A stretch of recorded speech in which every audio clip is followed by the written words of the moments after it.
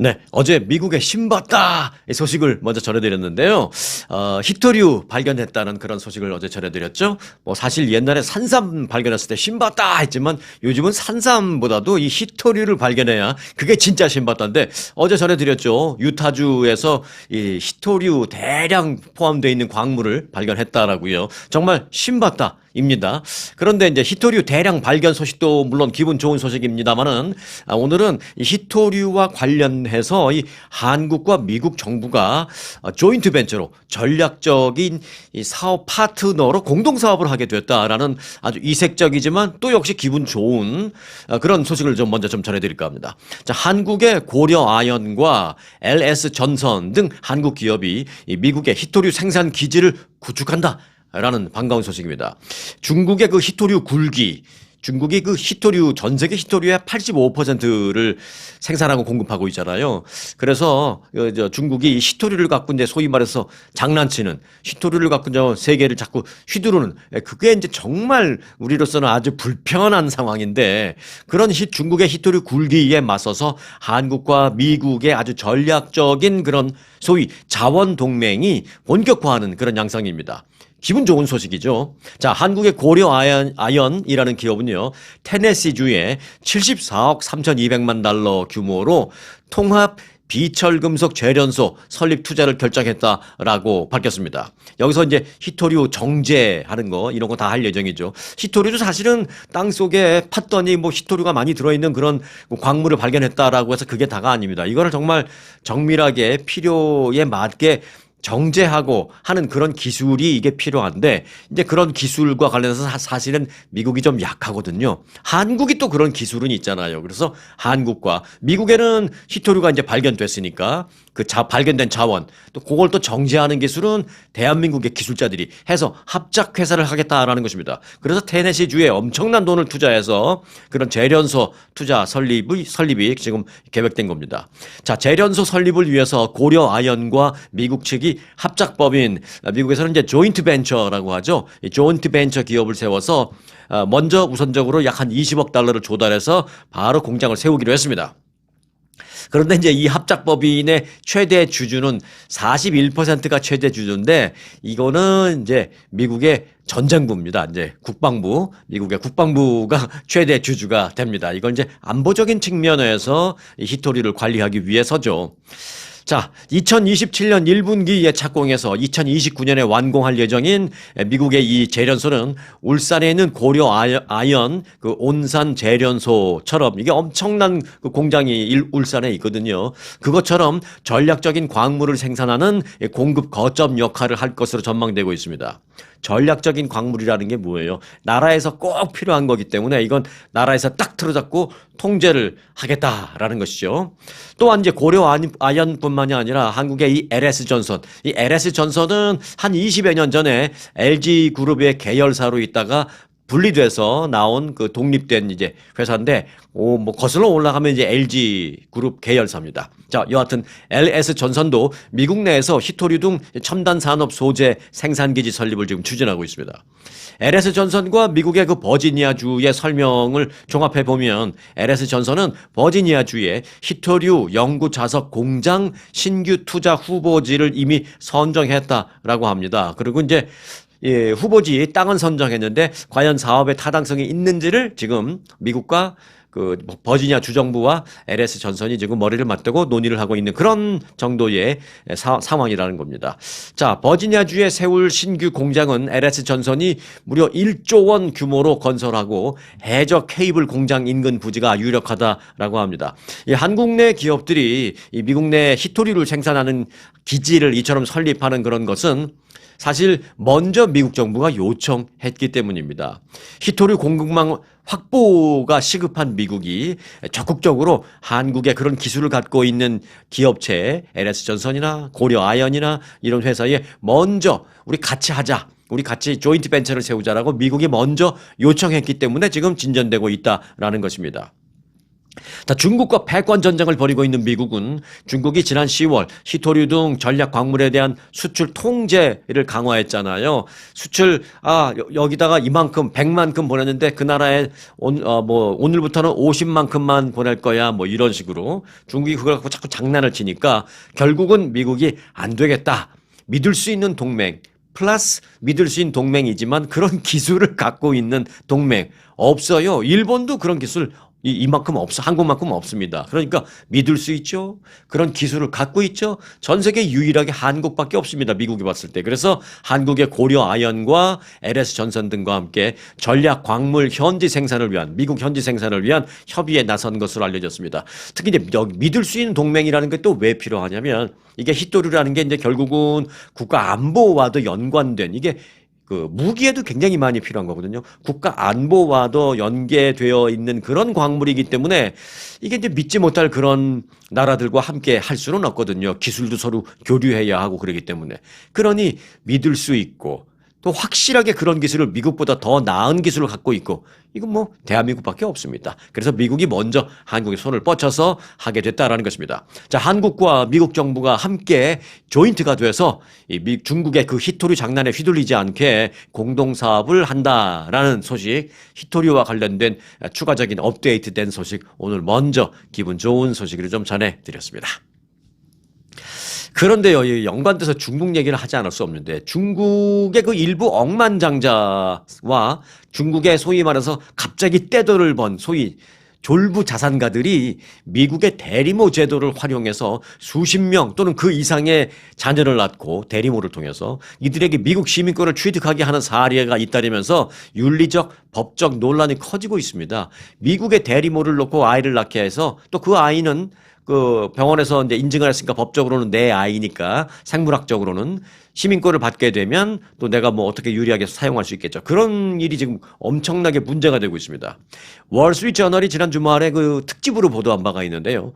중국의 부유층 사이에서 미국의 대리모 제도를 이용해서 대규모, 여기서 중요한 게 대규모입니다. 그냥 한두 명을 낳는 게 아니라 대규모 미국 태생 자녀 가족을 형성하는 움직임이 지금 확산되고 있습니다.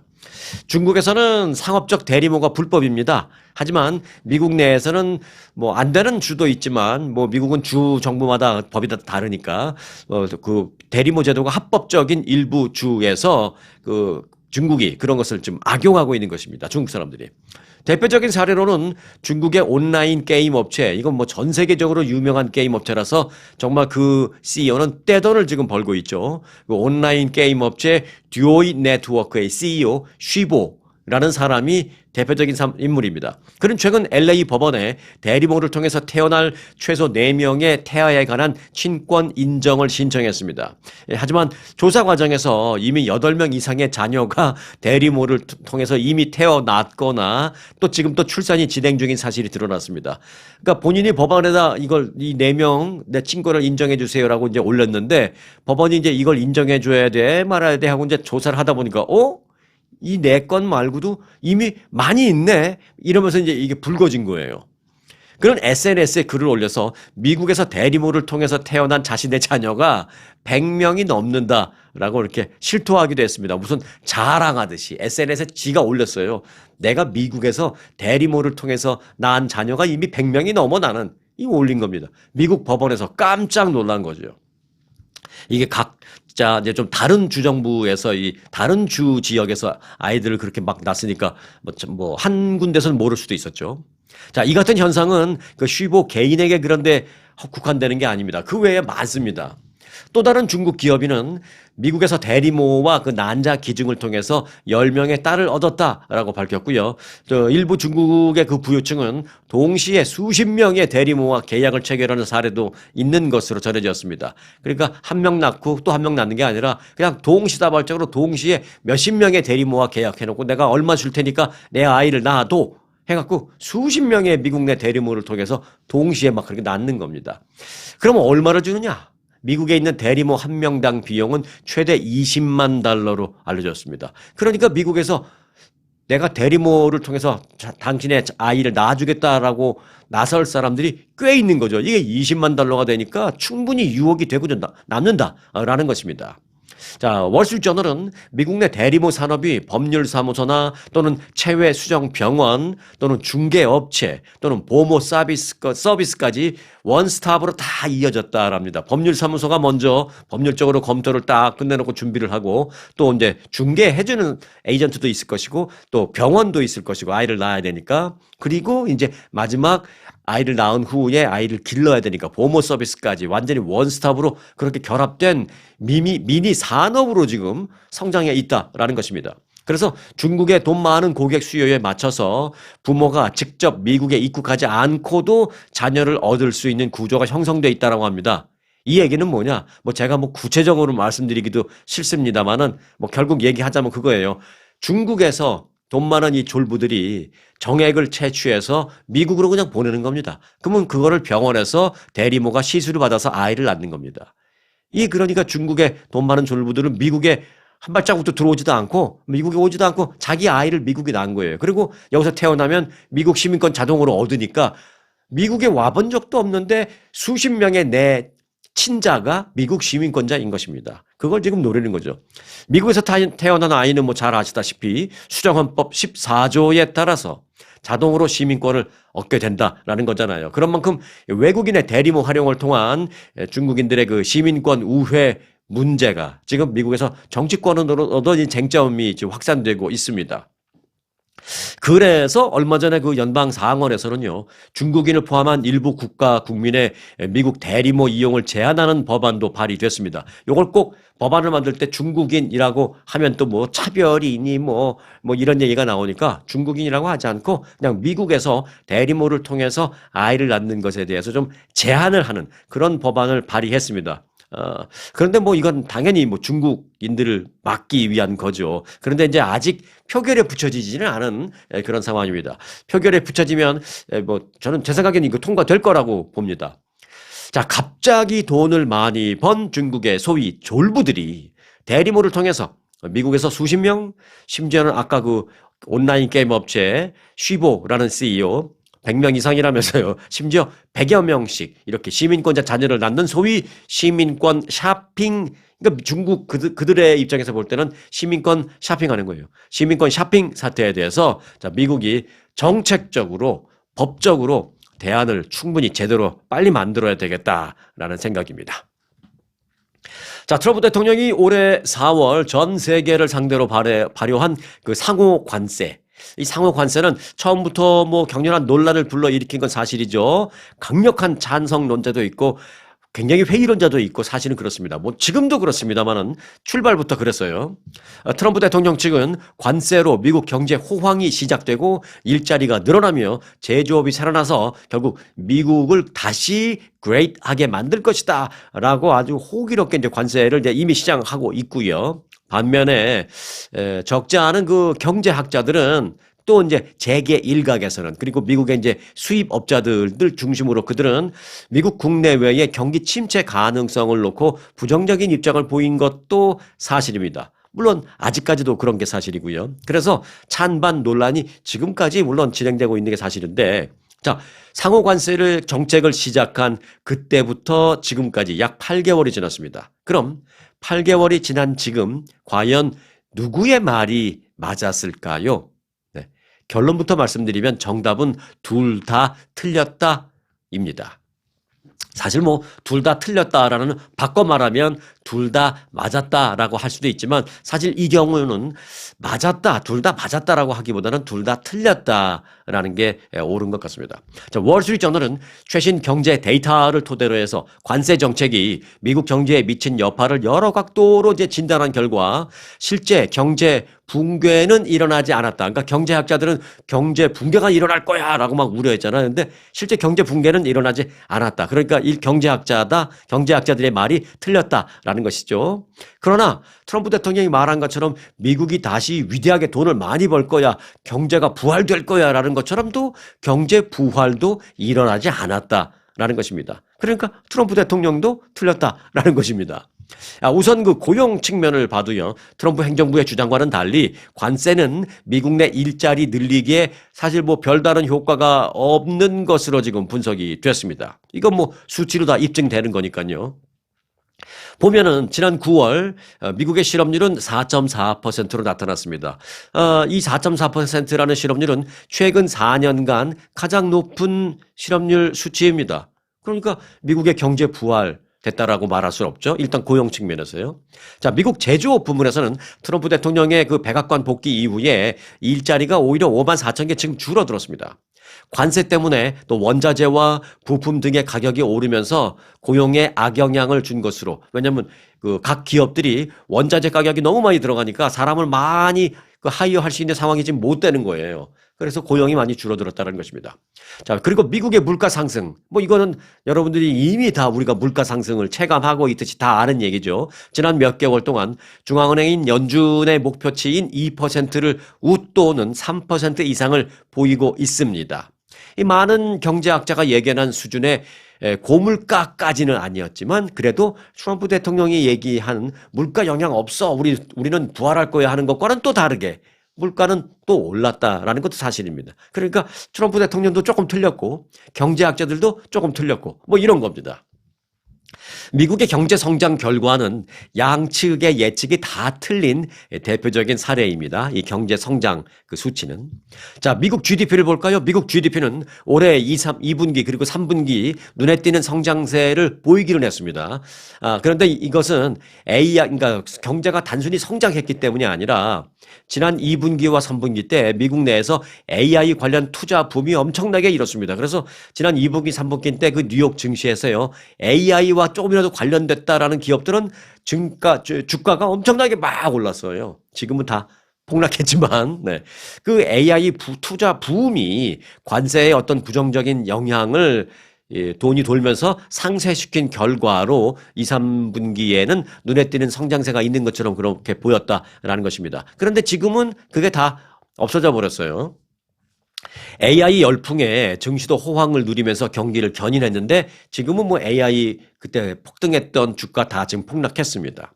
트럼프 행정부가 중국 등에 공언한 관세의 부과를 연기하고 결국 협상을 중국과 하면서 관세율을 대거 낮춰줬죠. 그것도 결국은 트럼프 대통령이 이런 여러 가지를 감안해서 내가 이게 계속 너무 밀어붙이는 건 좀 무리하겠는데라는 것을 결국은 트럼프 대통령도 인지하기 시작했다라는 것입니다.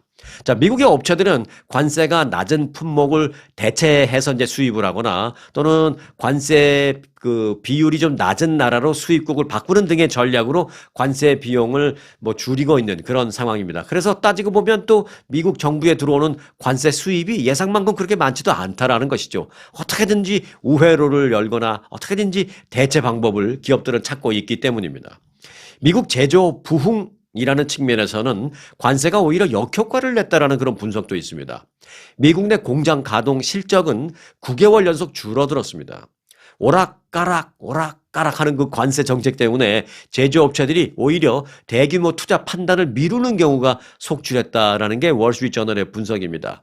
관세 정책 처음에 트럼프 대통령 일각에서는 비아냥거리면서 타코라 그러잖아요. 트럼프 always chicken out, TACO. 처음에는 그 나라 관세 50% 때릴 거야 또는 뭐 100% 때릴 거야 막 그랬다가도 조금 지난 다음에 내가 좀 낮춰줄게 35%더 낮춰줄게 25% 그리고 아니면 미국에 투자하면 15% 낮춰줄게 뭐 이런 식으로 하면서 야 이게 도대체 관세를 그 나라에 50% 때린다는 거야 안 때린다는 거야. 각 기업들은 너무 불확실성이 있으니까 투자를 안 하고 이제 미루는 그런 측면이 있어서 경기 부활이나 이런 면에 있어서 많이 발목을 잡은 그런 측면도 있다는 것이죠. 관세 수입은 트럼프 대통령이 말한 것처럼 크게 뭐 는 건 사실입니다. 그만큼은 아니지만 올해 4월부터 9월까지 그 사이에 미국의 그 관세 수입은 월 평균 250억 달러로 지난해 1년 전과 비교해 보면 그때는 월 평균치가 66억 달러였는데 최근에는 한 250억 달러. 그러니까 많이 늘어난 거는 사실입니다. 트럼프 대통령은 관세 정책의 핵심 목표로 무역 적자 해결을 표방하고 나섰습니다만은 무역 적자 해결에는 그러나 뚜렷한 개선은 없었다라는 분석입니다. 자, 경제 분석가들은 무역 적자를 그 악으로 보고 있는 트럼프 행정부의 전제, 일단은 그 전제부터가 틀렸다라고 지적하고 있는 것입니다. 미국인들의 소비가 늘어나서 무역 적자가 증가하면 외국이 돈을 벌게 되지만 이렇게 돈을 번 외국이 다시 대거 미국에 재투자를 결국은 하기 때문에 미국 경제도 같이 좋아지는 그런 선순환을 만들도록 그런 부분에 주목을 해야 되는데 자꾸 외국에게 부담을 씌우고 그런다는 것이죠. 그러니까 외국이 부담스러우니까 돈을 많이 못 버니까 미국에 뭐 투자하는 그런 것도 못 하니까 선순환이 아니라 악순환이 이루어지는 그런 측면이 강하다. 이렇게 분석하는 것도 있습니다. 결국 관세 부과 이후에 미국 경제 성장 결과는 트럼프 대통령 그리고 트럼프 대통령에게 반대했던 경제학자들 양측 모두 어느 정도는 약간은 맞은 측면도 있지만 크게 본다면 양측 다 지금까지는 so far 다 틀렸다. 이렇게 분석하고 있는 상황입니다. 여기 이제 내년 들어가면 또 상황이 또 많이 바뀔 것이다라고 생각합니다. 내년 이맘때까지 아니더라도 제가 봤을 때 내년 한 상반기쯤 지나면 내년 한 6월 달쯤 지나면 트럼프 그 관세 정책에 대한 어떤 평가나 결과물 이런 것도 좀 더 다르게 나오지 않을까 이렇게 한번 보고 있습니다만은 지금 나온 요 상황은 so far 지금까지의 상황을 정리해 드렸습니다. 자, 호세 무뇨스 현대차 대표이사 사장이, 그러니까 미국에 있는 현대차의 사장은 한국의 그 현대 패밀리가 아닙니다. 어찌 보면 이제 전문 경영인이죠. 호세 무뇨스 현대차 사장입니다. 무뇨스 사장이 한국인 300여 명 구금 사태가 발생했던 그 조지아주를 직접 방문해서 미국 현지 투자 계획을 다시 한번 발표를 했습니다. 무뇨스 사장은 약속한 대로, 그러니까 그때 300여 명 구금 사태가 발생했다라고 해서 그 사태가 양치호 국민들 그리고 한국 국민들 특별히 또 그 근로자들에게 많은 상처를 준 것만은 사실이지만 그렇다고 해서 우리의 이 계속 같이 동반자적인 전진하는 이 발걸음을 멈춰서는 안 된다라는 얘기를 하는 겁니다. 약속한 대로 앞으로 4년간 260억 달러를 미국에 현대가 투자한다라면서 조지아주와 미국에 대한 현대자동차의 투자 방침은 변함이 없다라고 재확인했습니다. 이걸 근데 왜 조지아주에 가서 얘기했느냐? 그 지역 주민들을 달래주는 것이죠. 그는 조지아주 현대차 메타플랜트에 대해서 로봇 자동화, 또 인공지능 AI 등등 다양한 수단을 통해서 조지아주 공장 생산성을 최대한 늘릴 것이다 라면서 자동차 생산은 물론 뭐 거기서 하겠지만 또 물류 공급망까지 미국 현지화를 시켜서 비용도 줄이고 경쟁력도 늘리고 현지 근로자들을 많이 채용하고 하겠다 이렇게 얘기했습니다. 무뇨스 사장은 이어서 우리는 조지아 공장 생산성 최대화를 위해서 박차를 가하고 있다. 또 최대 생산량에 도달할 때까지 현지 채용을 계속할 것이다 라면서 조지아주에 궁극적으로 결론적으로 조지아주에 일자리 4만 개를 창출해낼 것이다 라면서 현지 언론과의 인터뷰였어요. 그래서 현지에 이 보도가 나가자 현지 사람들이 굉장히 좋아하는 그런 반응을 알 수가 있었습니다.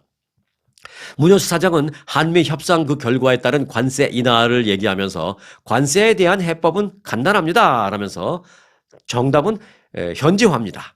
나는 이 해법을 예전부터 의논해 왔고 지금 결국은 실행하고 있는 것이다 라고 말했습니다. 이제 관세를 뭐 부과 안 하면 좋지만 부과가 되는 것에 대한 해결책은 그냥 한 가지입니다. 현지화입니다 라고 말하면서 우리 현대는 그렇게 현지화를 강력하게 추진하고 있고 조만간 투자도 더 많이 하고 4만 명을 채용할 것이다. 뭐 그런 얘기를 한 겁니다.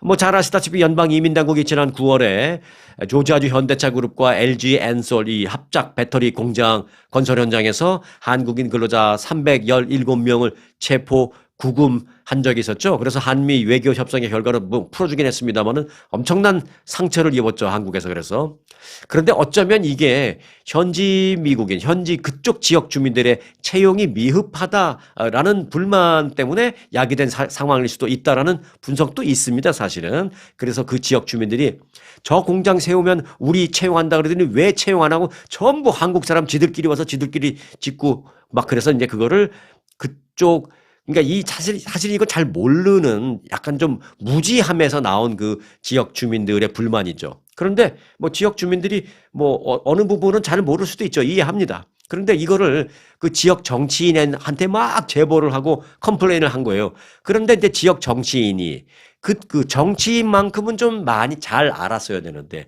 그녀도 잘 모르고 이걸 막 신고하고 뭐 막 그런 거죠. 그리고 자랑 삼아 이거 내가 신고해서 이거 발생한 거다 막. 근데 그건 정말 정치인의 무지함에서 발생한 거죠. 지역 주민은 뭐 그럴 수 있어요. 근데 정치인이라 하면 그 사회를 리드해 나가는, 이끌어 나가는 역할을 해야 되는데 그 아무것도 모르는 지역 주민하고 똑같이 모르는 그런 참 한심한 정치인 때문에 이런 일이 발생한 겁니다.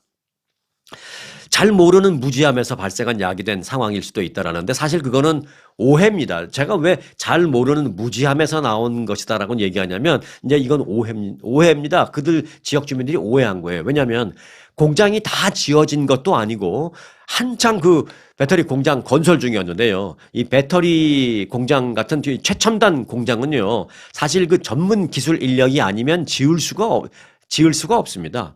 그래서 공장은 다 지을 때까지는 한국에서 온 전문 인력이 짓고 그리고 다 지어지면 그때 현지 그 지역 주민들 근로자들을 고용해서 이 고용했다고 또 그들이 바로 할 수 있는 것도 아니에요. 고용해서 그들을 가르쳐주고 교육시켜주고 훈련시켜주고 해서 그들이 이 첨단 공장을 잘 운영할 수 있다라는 게 확인이 됐을 때 그때 그 다음에 한국 근로자들은 한국으로 돌아가려고 생각하고 있었던 것이거든요. 근데 그게 그렇게 된 건데 이 사람들이 성질 급해가지고 또 뭘 모르니까 그래서 이제 거기서 오해에서 발생한 일이다라는 것입니다.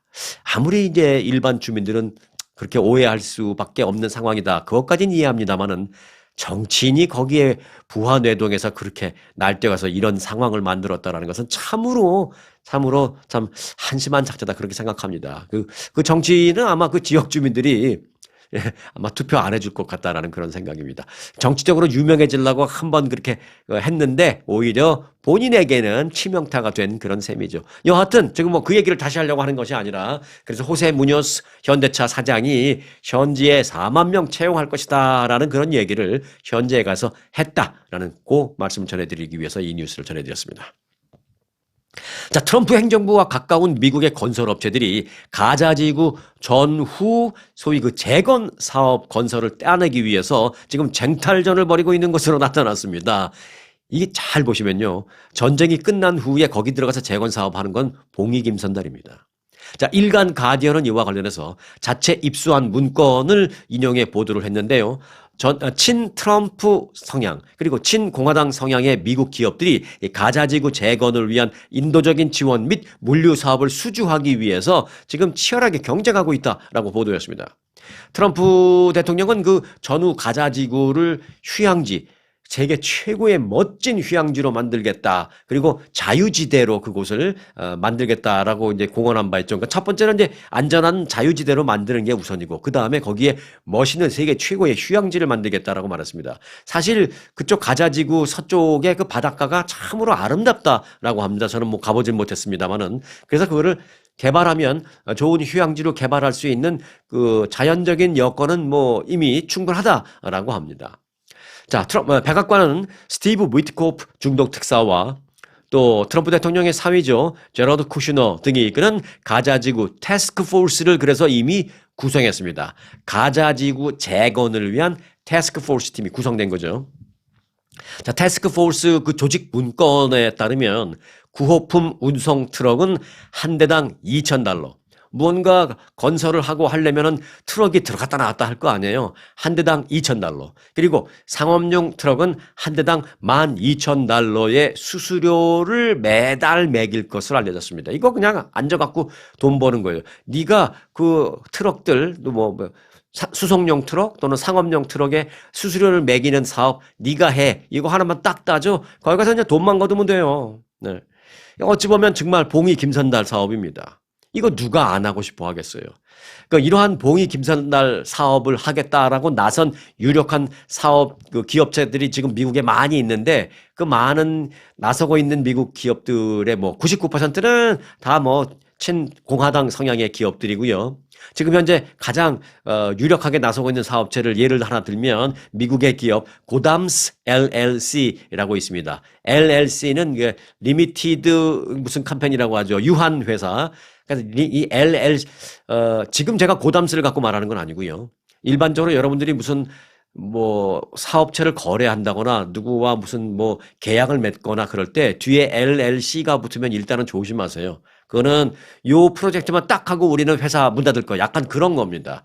다 그렇다는 게 아니라 극히 소수의 그런 경우가 있습니다. 그래서 요 프로젝트 딱 끝나고 우리는 이제 여길 뜰 거다라는 생각을 갖고 있는 그런 사람들이 많이 만드는 게 이제 LLC 같은 겁니다.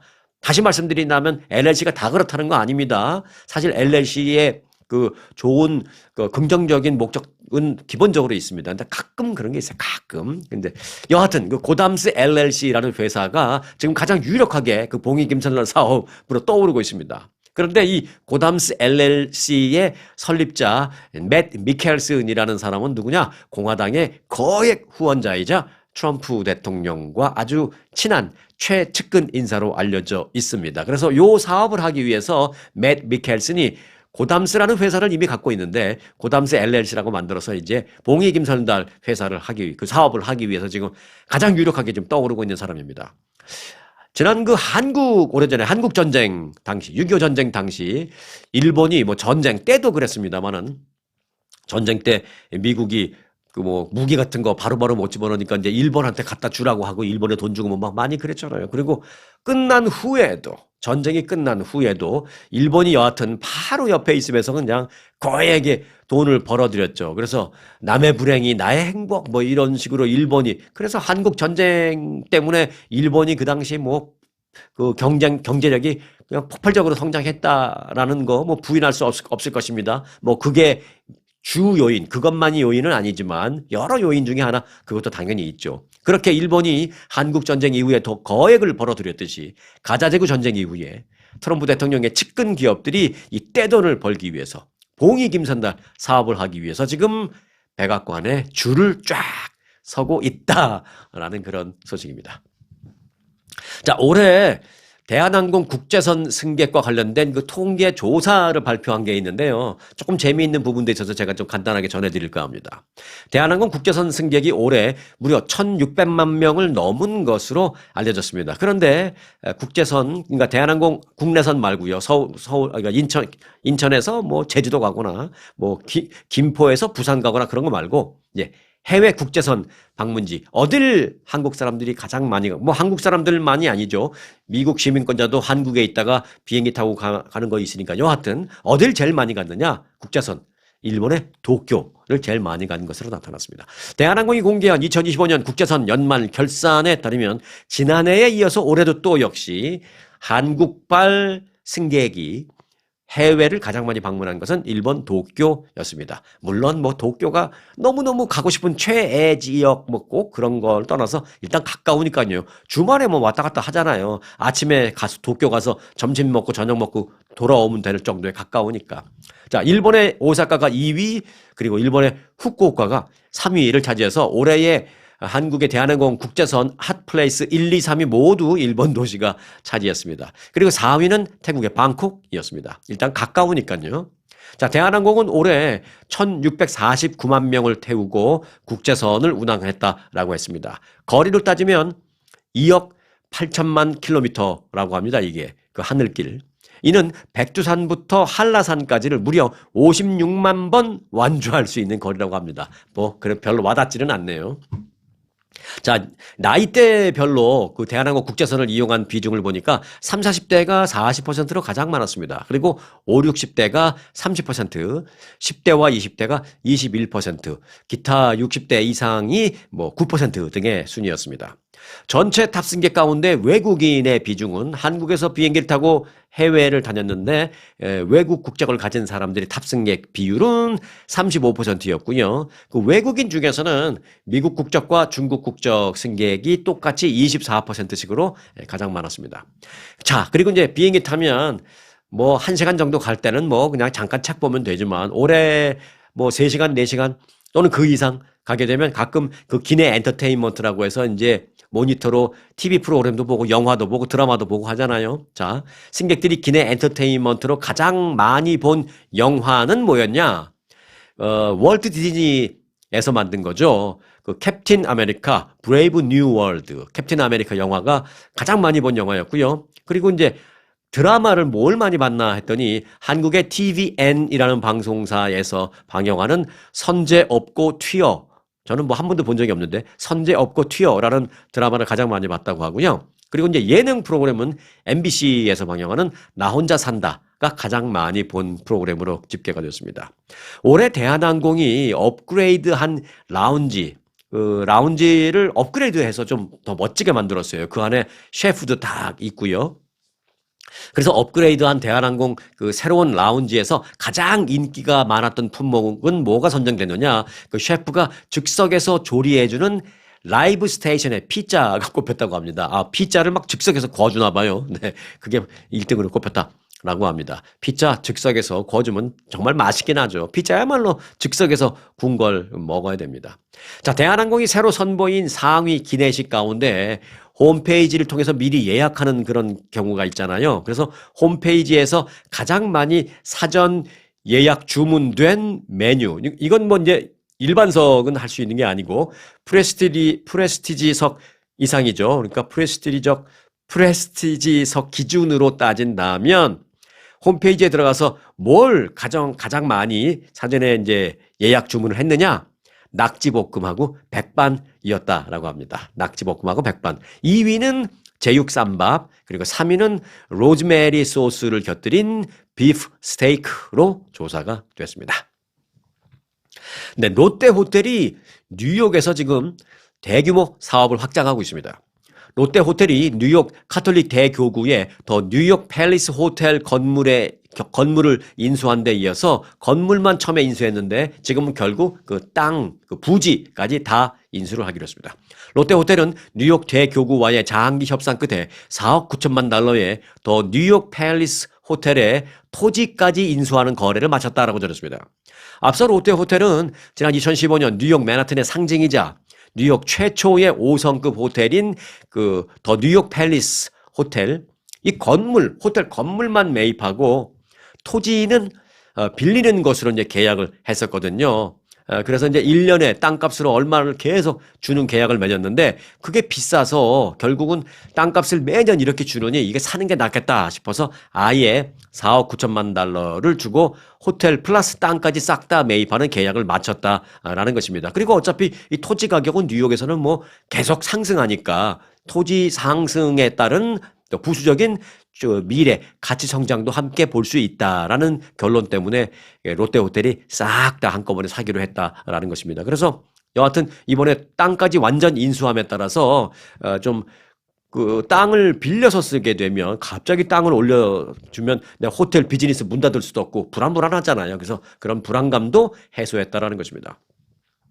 롯데호텔은 건물과 토지를 모두 소유하면서 임차료 상승, 그러니까 땅값을 계속 올려주는 그런 부분과 관련된 그 외부 불안감, 리스크 없이 안정적으로 이제 롯데호텔을 운영할 수 있게 됐다라는 것입니다. 뉴욕에서 뉴욕 더 팰리스 호텔이 결국은 롯데호텔입니다.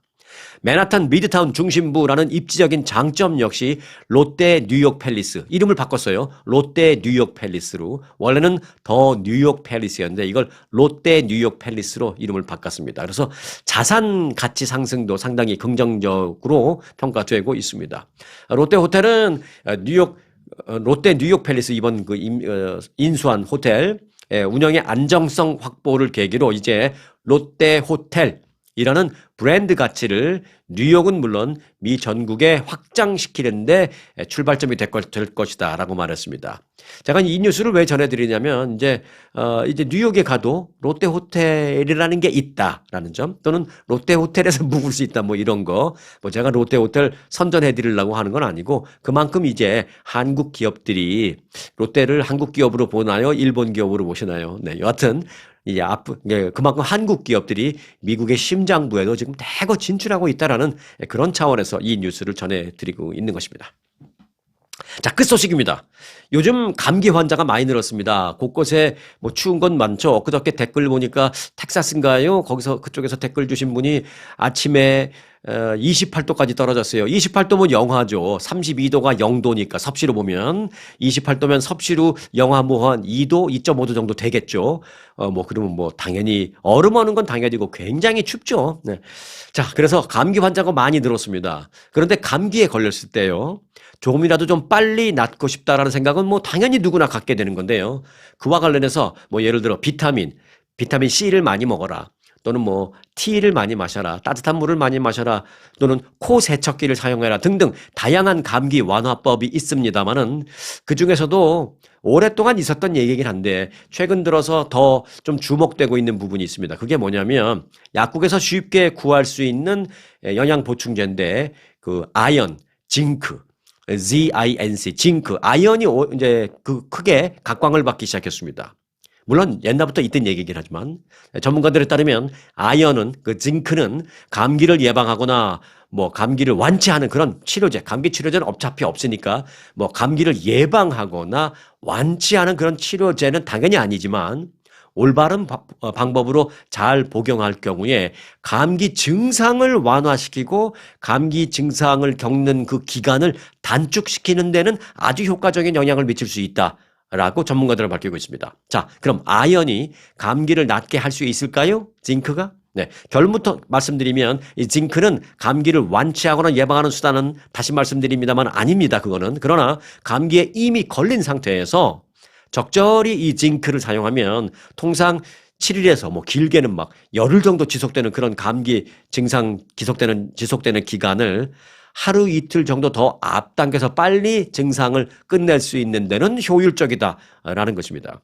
커네티컷대 의대 교수이자 지금 현재 미국의 내과의학회 학회장이에요. 미국 내과 학회장인 레베카 앤드류스 박사는 곧 태어난 손주를 내가 보러 가야 된다.